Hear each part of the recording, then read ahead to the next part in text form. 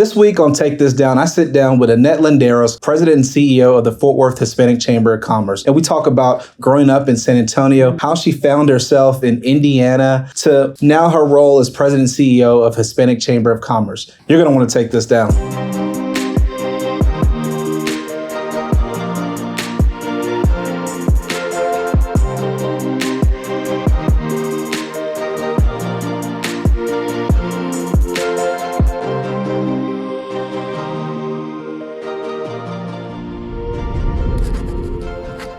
You're going to want to take this down. Well, Anette, thank you for joining me on Take This Down podcast. I've been looking forward to having this conversation with you. I'm so honored to be here. Thanks for the opportunity. Absolutely. It's a tradition of mine to always tell my guests why, I reached out to invite you on. You may not remember, how I ever met you or anything like that, but it was in 2019 at TCU when you were just being introduced as the new CEO and president of Fort Worth Hispanic Chamber. I went to the reception, had an opportunity to meet you, but I was intrigued by not only your background, but your presence, but also, okay, we have a young professional that's stepping up in leadership finally in Fort Worth, and, followed you along the way, had the opportunity to get to know you better. And when I came up with this podcast, you were on my list. Okay, I need to sit down and have a conversation. And so thank you, because this is a day that's been in the making for 4 or 5 years Thank you, Ty. That's awesome. It's been a whirlwind of opportunity to lead the Hispanic Chamber, but Fort Worth is on an upward trajectory, and I'm just excited to be part of it. So who is Anette Landeros at her core?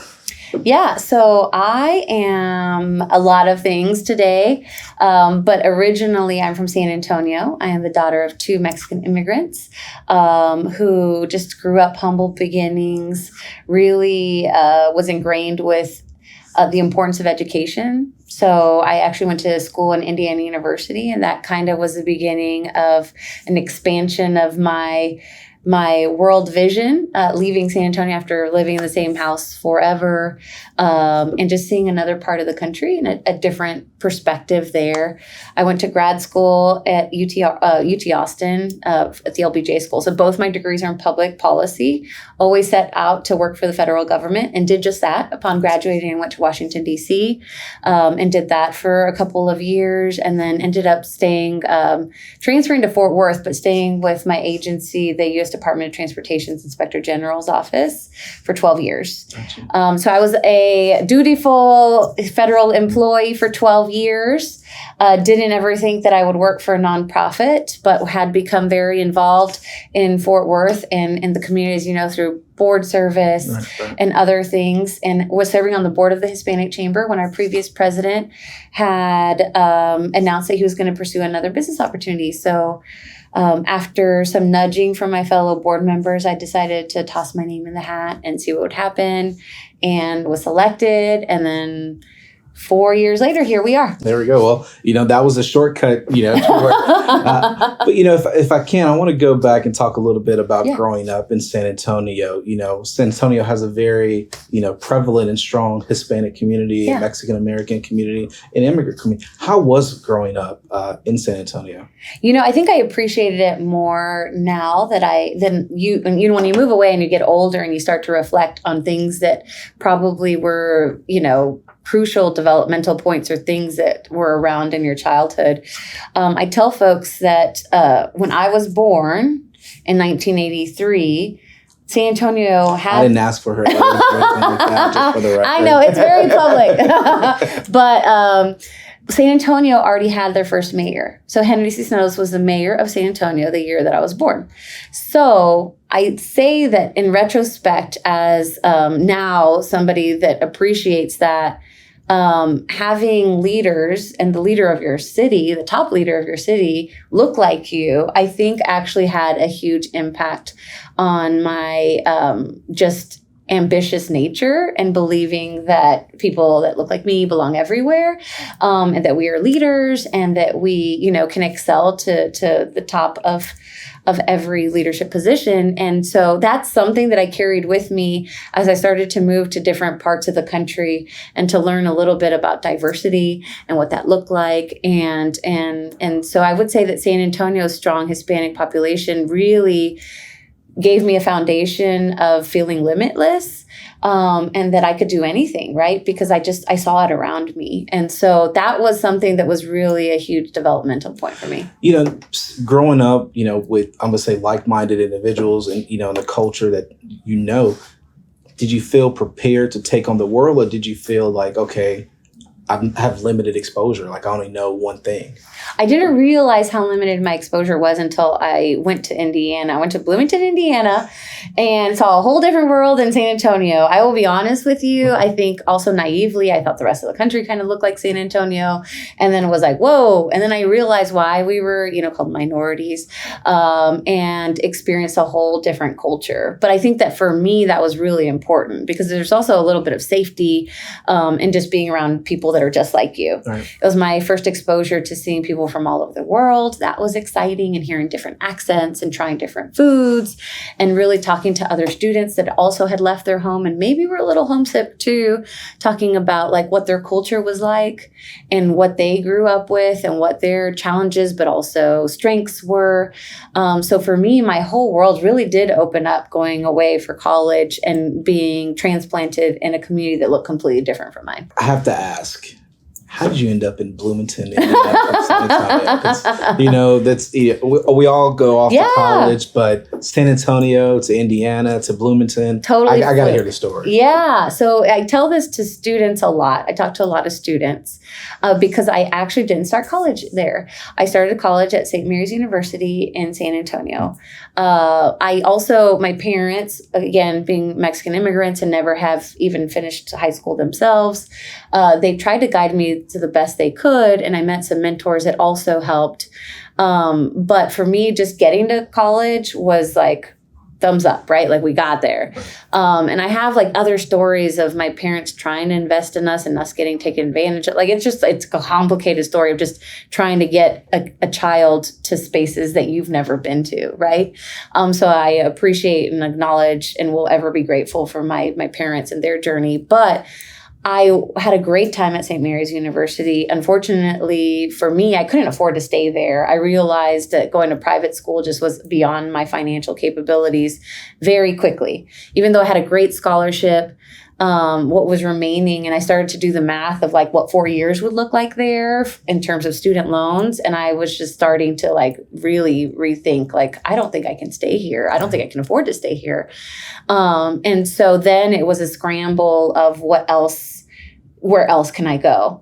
So again, by mentors, and one specific one that I will forever be grateful for, Felipe Varghese. His brother went to Indiana University on a scholarship, and he was like, you could try for the same scholarship that my brother got.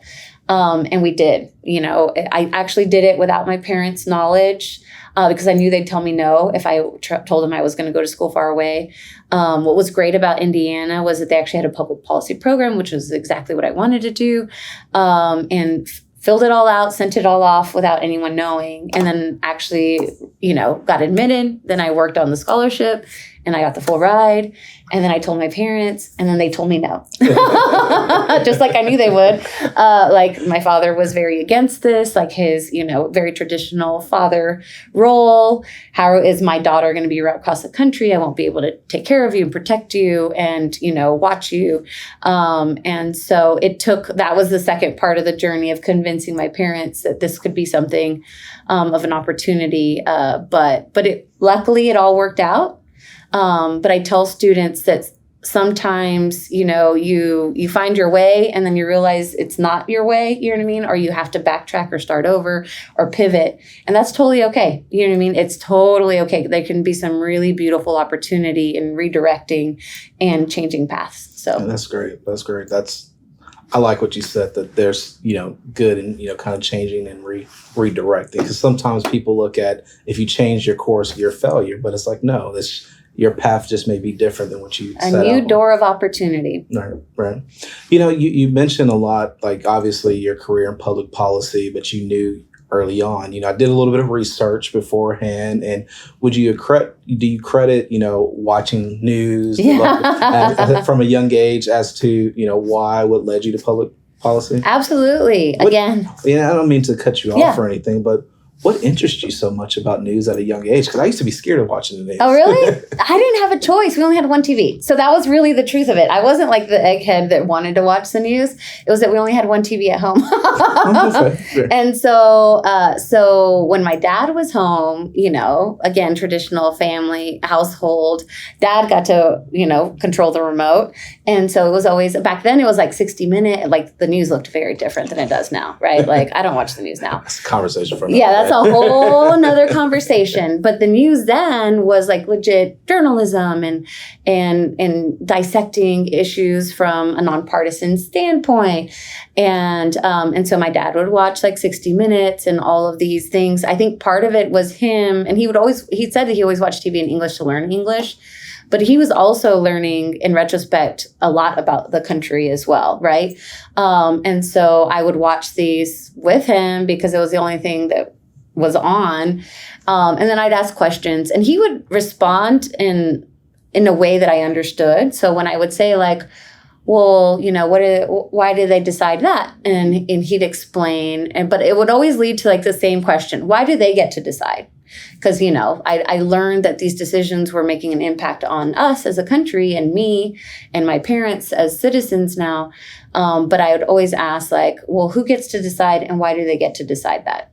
And he would always tell me the people in Washington, D.C., because we chose them to make those decisions for us. Okay. And simplified version, but it stuck in my little head, right? And I just remember hearing like, okay, the people in D.C. decide everything. And then I started to really, some issues I'd get like, well, that's not fair. Or I don't like that. And then he'd be like, well, then you got to go to DC and you got to change it. And I'd be like, all right, I'm going to do it. And that was kind of what led me to like really get into like, public policy. I realized quickly that I didn't want to be a politician, but I wanted to be like the policy person behind the scenes. And that was kind of what made up my mindset about a lot of things. The importance of being civically engaged, I think from the get-go was kind of ingrained to me. Not because my parents were out there being like incredible, like big visual leaders, but they were ingraining in me my own responsibility, as a citizen, which is, I think, where we need to start, step one. But also the importance of voting, the importance of electorate, the importance of, being a participating part of our government and what government means. And so I think I developed a really keen respect for government and wanted to be a part of that because of the impact that it has. And I wanted to make sure my perspective, my parents' perspective, was being heard and being woven into those decisions. And were you able to carry that out when you went to Indiana? I did. So what was great about going to Indiana and studying public policy was that all of Indiana's where I learned all of the book sense and like the quantitative analysis, like a lot of quantitative analysis, how to actually study and crunch numbers and understand an issue from a data standpoint. That was really what I learned there. And so everything we did, I learned like needed to be data driven. Like, emotions and opinions are great and they have a place, right? Like that's fantastic. And we definitely need to listen, but we also need to have the data to prove whatever it is we're saying, right? And the best way to prove a point or to make a case is data, right? So I learned that at Indiana University. And then when I went to UT Austin, that was really a practitioner school in terms of public policy. And we were learning from like past secretaries of defense and stuff like that. And then they would tell you how it's actually applied, right? And how decisions are really made. Yes, data is incorporated, but we also have to have that relationship, but also lobbying and how all of that budgeting. Yes, we need this because the data shows we need it, but how are we going to pay for it? And like the practicality of now moving from making a case to implementation and problem solving. And then for 12 years, when I went to the when I was with the Inspector General's office, I learned to really look at government from a critical eye and analyze how can we make this better.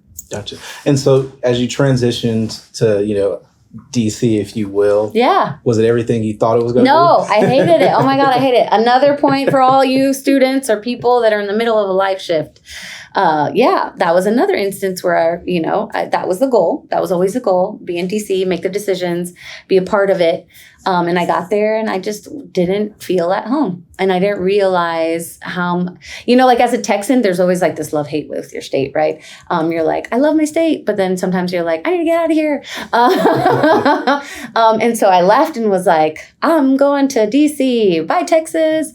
And then I realized how certain cultural values of mine and certain needs were really just ingrained in me as a Texan, right? Like that was just something that I really undervalued and misunderstood, and quickly came back. And I realized DC is wonderful. And I have a lot of friends still there that live very happy lives. But at that point in time, I really learned how important a sense of community is.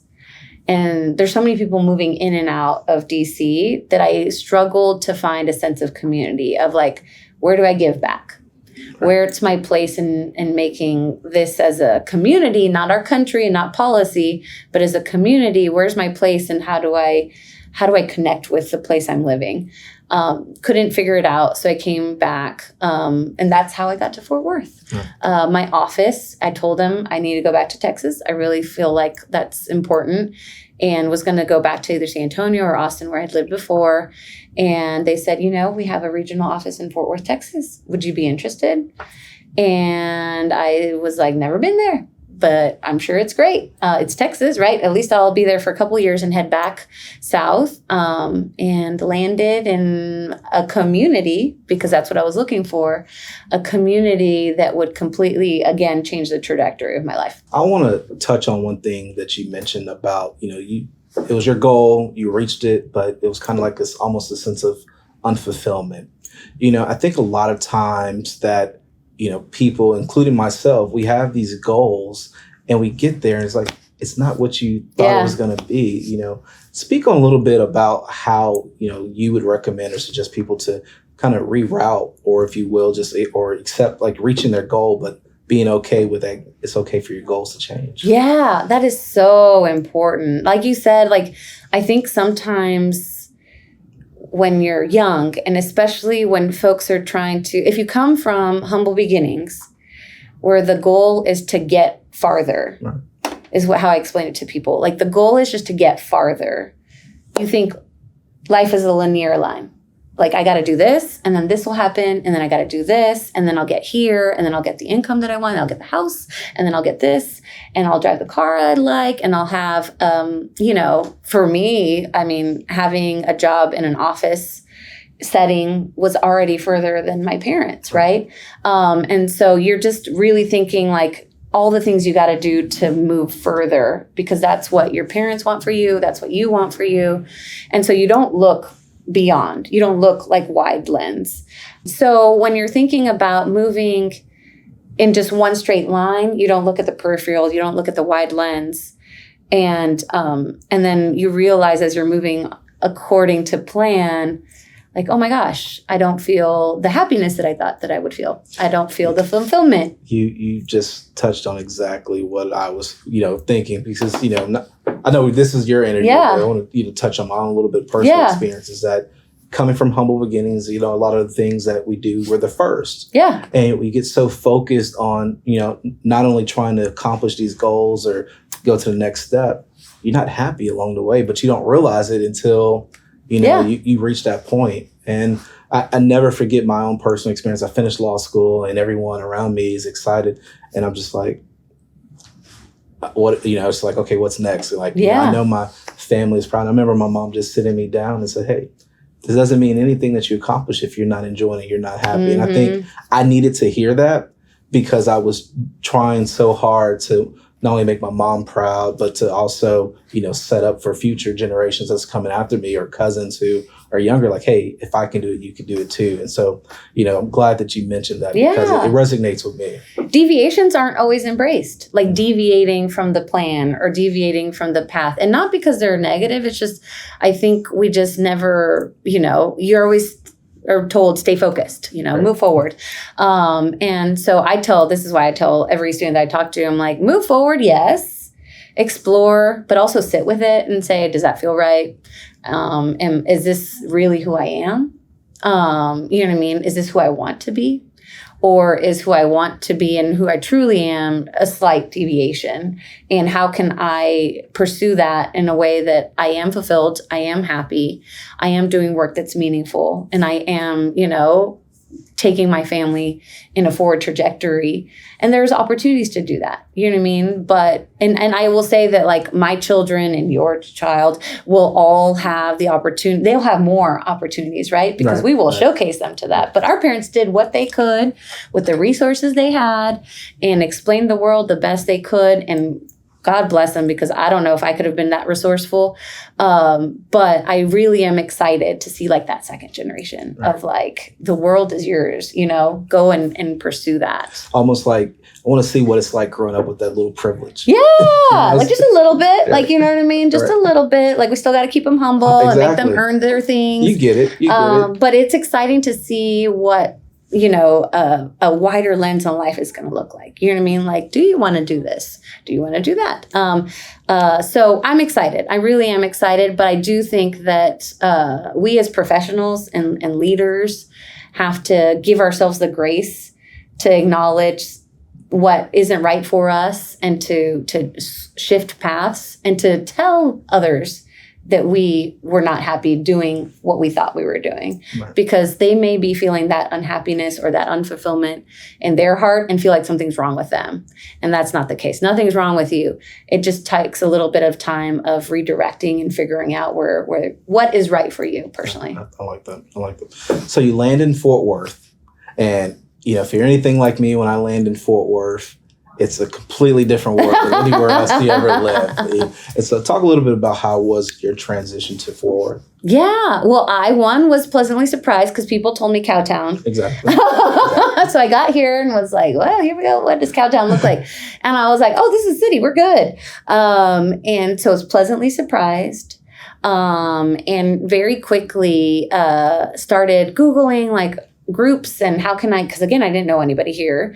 So trying to figure out how to get plugged in, found a women's group that immediately like changed my life because everyone was just so welcoming and nice and caring. And it just was like a breath of fresh air. And it took nothing but 5 minutes for me to be like fully engaged on a committee, doing something or other, attending events. And it was just, I tell people like there is something truly special going on here in Fort Worth, where while I acknowledge, and I will not underplay the fact that we have some issues as well, but it's exciting that if you want to get involved, people are excited to support that. You know what I mean? And they're like, hey, let me make a seat for you at the table. Like, let me, come and join us. And it was a very warm reception. So I started to say yes to some things just to try to get, to acclimate it and meet people. And the more people I met, I found this whole community of people that were united and working together for the betterment of the city. Like everyone's like, I'm helping the homeless shelter. I'm helping, this cause with domestic violence, or I'm here for the arts. And, even though everyone has their own job and what they're doing, what their professional life is, it seemed like everyone was doing something else to just help shape the city. And so that was something really special I hadn't experienced before, right? And so jumped right in and felt right at home here. Would you say that it was the first time since being back in San Antonio you felt that sense of community and that culture? Yeah. Oh, absolutely. Absolutely. It was really exciting. And I will say that I think that we continue to have that. And whenever I meet, because now Fort Worth is exploding, right? Because when I got here, it was explosion, I felt, or like right at the tip of when we start into like in 2009. But it was like a slower trickle than it is now. And now we have an abundance of people that are moving here. And I think the same energy is there. People are very welcome to our city, because I think that we recognize they're coming with their talents. They're coming with their families. They're coming, with their energy. And as long as we can get them involved and also, helping with our city and helping them feel welcomed, we have an opportunity as a city to grow in a very unique way. Gotcha. And so your experience, serving on the Hispanic Chamber of Commerce board, which ultimately led to you becoming the president and CEO. Did you know what you were getting yourself into? No, absolutely not. I had no idea. I actually told them, I was like, I've never worked for a business. And I am very honest and will say that I've never worked for a business. Like I still haven't to this day worked for a business. My husband and I have started a business since then. So that has helped inform my role then. But what I learned was, at first when folks were nudging and I had said like no 5 or 6 times, and I went to my husband and I was like, we weren't married at this time, but why do you think that they're all encouraging me to do this? And we thought through it, and he was like, well, you know nonprofits now because you've been involved and on boards and you've helped them grow. So you understand that. You understand fundraising. You understand this. You're just doing it all for free. And you also understand, performance-driven results. Like that's what I was doing in the government. And so he's like, what if you take your passion of giving back and your knowledge of, creating successful, entities and programs, and you take the Hispanic Chamber to the next level.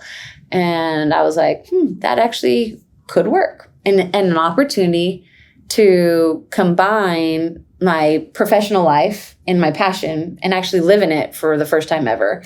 And that was exciting. But I had no idea what I was doing. But I told myself I will spend the first 6 months really learning what the Hispanic Chamber is about, identifying our areas for improvement, and then set out on a plan. And I did that. We actually, I joined in July, and then by December, we revealed this whole plan about like 2020 forward, something or other like that. We were really excited. January kicked it off. By March, the entire world was shut down with a global pandemic.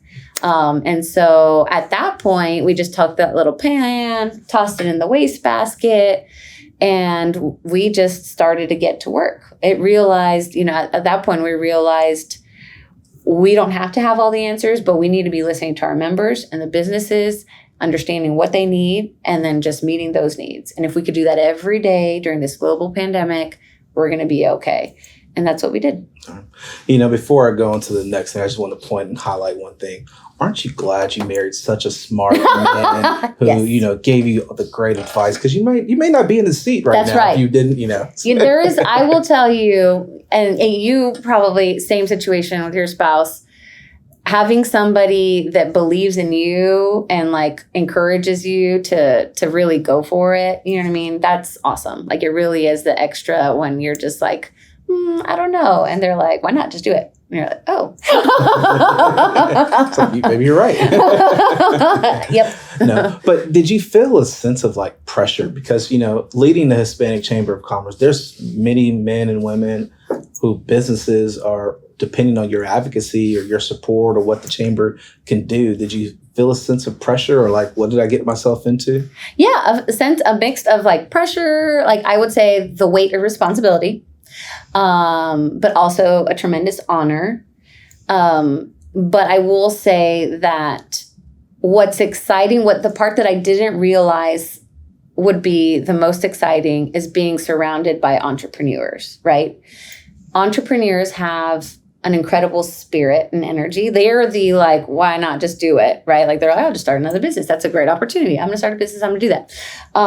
And as somebody who worked for the government for 12 years, risk averse, just naturally, right. I'm like, y'all are crazy. But then I see them like go for it like it's nothing and build something out of it. And you're like, crazy works. You know what I mean? Like crazy chasing, a dream. Crazy just going out on a limb. Like, why not try it? What's the worst that can happen? It doesn't work. And then we shift directions.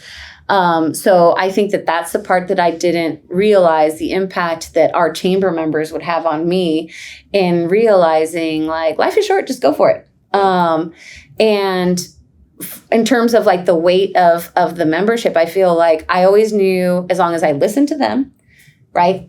Listening first, and met them wherever they are and whatever needs they have, that we would be okay. You know what I mean? And so I spend a lot of time talking to our members, and so does our entire team, talking to our members, listening to what they need, because nothing works if our programs, if our initiatives, of whatever we are doing, if it's not meeting their needs, then it doesn't work, right? Like we just have to take it back to basics. Our big ideas aren't great unless they meet some business's need. All right. And I imagine you had two great mentors, and John and Rosa, who were your predecessors. Yes. Who, I think the world of both of them. Yes. Did that help with your transition? It did. Absolutely. A lot of times asking like, hey, did y'all ever try this? And they're like, oh yeah, we did. And here's what happened. Here's what we learned. Always wonderful as a leader to be able to lean on your predecessors, because they've probably had the idea, done the idea, can tell you why it worked, didn't work. Right. And that was exactly the situation. Right. They'd be like, yes, absolutely. We got a lot of support here, or what we found was more effective was doing it this way. And then that just better informed what we were doing. I think that, again, the best leaders listen, not always assuming that, I've got the solution. I've got the idea, like asking questions, probing, really making sure that, you get different perspectives before you just rush forward. Right. Well, you took leadership. We went through a global pandemic.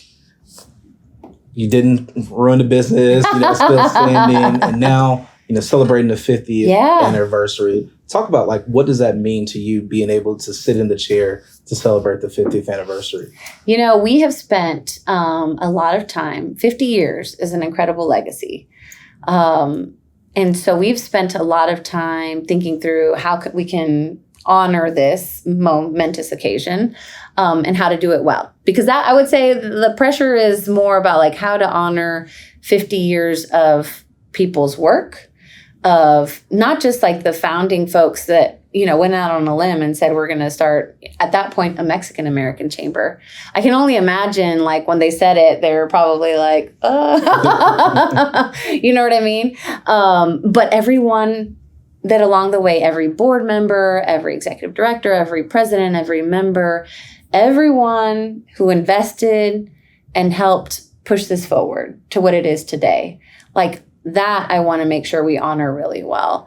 So what we are doing and we're excited to do is doing a little bit of both celebration. We have our 50th anniversary gala that's going to be in September, but we are also pouring a lot of love and time into a publication that's going to be a soft cover book, but a sizable one that will feature stories from the past, interviews, stories about where we're hoping to go, a timeline of our organization, but also feature 50 Latino leaders that have helped shape our city, and then 50 emerging leaders.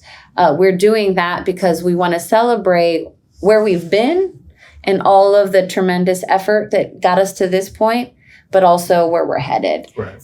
So we're excited. I would say that in talking to some of our founding members that are still around, I just think to myself, being an advocate and a voice is sometimes a little hard, right? To stand on your own and say, I disagree, or I'm going to have to say this is what our community needs. But I can only imagine doing it in the 70s was really sticking your neck out there and saying, I'm going to start our own chamber. You know what I mean? I can only imagine how they felt. But to my knowledge, they were all very excited. It was very energetic. So we've got photos that we're going through, a tremendous amount of, mementos and pieces of nostalgic memory that we're going to hopefully feature. That's good. What would you say that you're most proud of since you've been the president and CEO of the chamber? Gosh. Of the Hispanic chamber. Of the Hispanic chamber, yeah. Gosh, so many things. I am really proud of this publication because I think, one, we're going to hopefully have it in all the libraries. Our hope is that if there's a student one day that's just interested, or somehow we come up in their little search, they can pull this open and see, back to how we started this interview, being able to see leaders that look like you is really important. And so my vision is it'll be at every library if they'll allow it. I don't know how that works. Calling in all the favors there. So if a student just opens this and says, is flipping through pages of amazing people that are accomplishing a lot in our city that look just like them, that look like their parents, that they're going to be like, wow, I can do that too. So I'm really proud of this publication that we're putting together, because what I hope is it'll have a greater impact even after we're gone.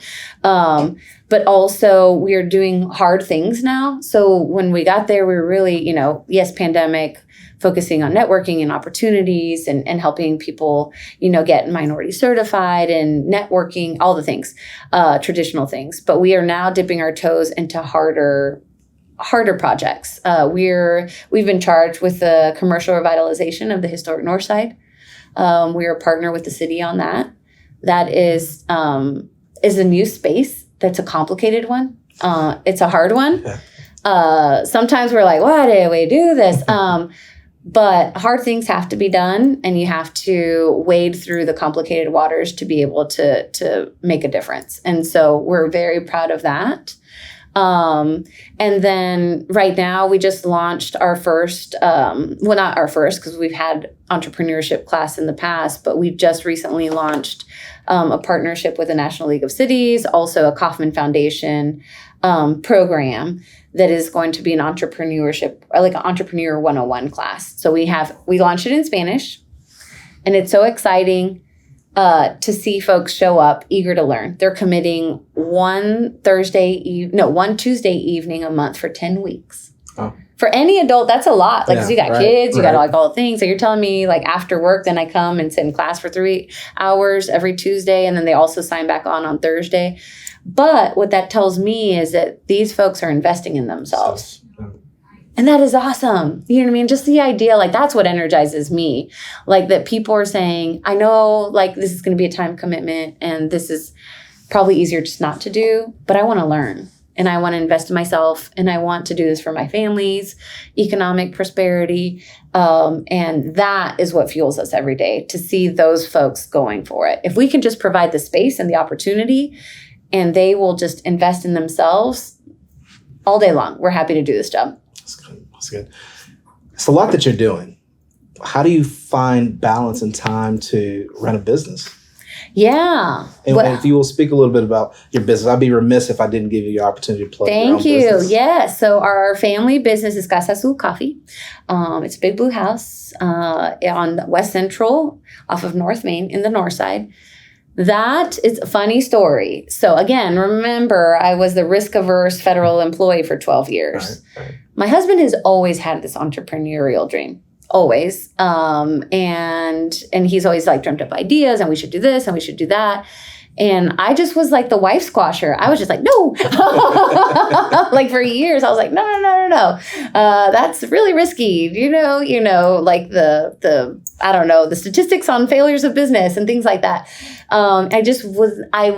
It was hard because I didn't want to like squash his dreams, but I kind of was, you know what I mean? And maybe doing it in a nice way of like, oh yeah, we'll see. The wife way. Yeah, the wife way. The very nice, polite, we'll put that over there. But it was always something that he wanted to do. Always something that we wanted to do. And at some point I recognized, okay, at some point he's going to open his own business. But then when I started working at the chamber, again, now surrounded by people just like him. And I do think people ask me, like, do you think entrepreneurship is something that is like you're born with, or that spirit, or do you think it's something you learn? I think it's both. Right. Some people are definitely born with it. But somebody told me there's 2 reasons you start a business, and this like resonated. 2 reasons you start a business. It's either inspiration or desperation. And his was always inspiration. Like he just really wanted to do this. And being now surrounded by entrepreneurs, I understood him more. I understood him a lot better. And I also understood that he wasn't crazy. You know what I mean? And that it could work. So once he narrowed it down to like coffee, even then he went to go work at Starbucks during the pandemic while he was getting his MBA. And, and I just suggested it and hoped that he would like the idea. And I was just like, why don't you work at a coffee place and make sure you actually want to do this? This is the business you want to start. And he did. And he did it for almost 2 years while he was getting his MBA. And he would wake up at 4:30 in the morning and be happily skipping off to go, serve coffee all day. And it made me realize like, okay, he's really serious about it. But on top of that, he wasn't just learning how to be a barista or how to be a shift lead or whatever, things that he learned. He was actually, looking at the like the receipts printed out like activity by hour. He was like studying their trends and sorry, Starbucks, but of like most popular, sales hours and what that looked like, but also seasonally, what he saw people, transitioning to in terms of drinking desires. So he was doing his own business case study while getting his MBA and writing his business plan. So it was a very intentional route for us. And once we found the perfect location, all the things started to align, and very grateful for that. And we just, we started in November of 2021. And still in the midst of a little bit of a pandemic, but set forth and have been doing great since. So we're really excited about that. Was it intentional on the location? Because I know it's on the north side, which is traditionally a Hispanic community. It is. So we have always been very involved in the community, always been very involved. My husband worked for several politicians. And then I just, through volunteer work. And so we always, and our Latino Cultural Center is there, and we spend a lot of time, supporting them and attending their events. So we always spend a lot of time in that area. And then I was working there as well. And we noticed there's no coffee shops. There was no coffee shops in Northside. Now there's like 3, I think. Well, there's a Starbucks now too. Doesn't count. Yeah. But I can't hate on Starbucks because we actually, worked there, or I say we, but he did. But there's no coffee. And that's not unpopular that in certain communities. And someone had told me, we as neighbors have always asked for 2 things, Starbucks and Chick-fil-A, but we were told we're not the ideal demographic. And I was just like, oh, okay. So we were like, well, we can do coffee. You know what I mean? We can do coffee and it'll work. And we wrote it into the business plan. And we had a lot of people review it to make sure it was in good shape. Because it does matter. And we teach that too at the chamber, the importance and the opportunity of doing a business plan. And a couple folks questioned us, whether, the Northside community would pay $4 or $5 for a cup of coffee. Some people told us we were crazy, that we would be way better off going to another community with more expendable income, we were told. And we were like, nope, we're pretty certain we want to be here. So once we found the perfect location, we committed to it, and we've been really proud to say you can track, your customers. They are the neighborhood. They were wrong. And I think that for me, what it tells me in terms of business is don't tell the community what they want. Right. You know what I mean? And I continue to say that in a lot of spaces, like the community can speak for itself. And if they want coffee, they want coffee. You know what I mean? I don't think that we should, just, I don't know, make those decisions for them or say like what they will like or what they will purchase or what they won't purchase. So we're really thrilled about the tremendous support we've received from the community. We'll continue to try to weave ourselves into an active partner there. And things have been going very well. Do you kind of like smile or get like a sense of like, my upbringing, my childhood, what mom and dad taught me, they were right about that sense of community, knowing that what you received from your community growing up, what you poured back into it and your community evolved, and now how the community is now rewarding you for your hard work, your talent, your treasure that you poured back into. You have like a sense of like, I did everything right. Did I do everything right? That's a hard one. I'm like, I'm really proud of a lot of things. I think I've had a lot of very lucky opportunities that I am very grateful for. And I am never going to end with like just stepping back and acknowledging that I'm in spaces that my parents probably never thought I would be in. You know what I mean? Like I've probably exceeded their expectations a little bit.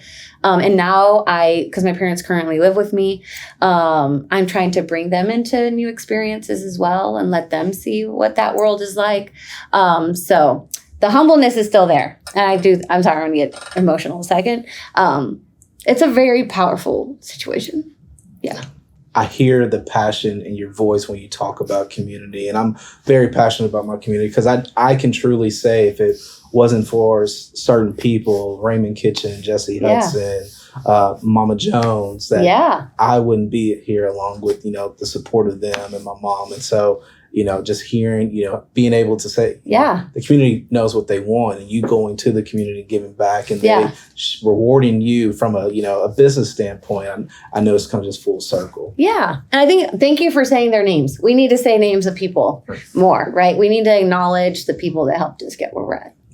Right. So 40 years from now, we're at the 90th anniversary of the chamber. They're going to call you up and you're going to give your retirement speech.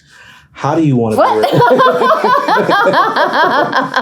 I'm like, hold on. I thought they were going to wheel me in.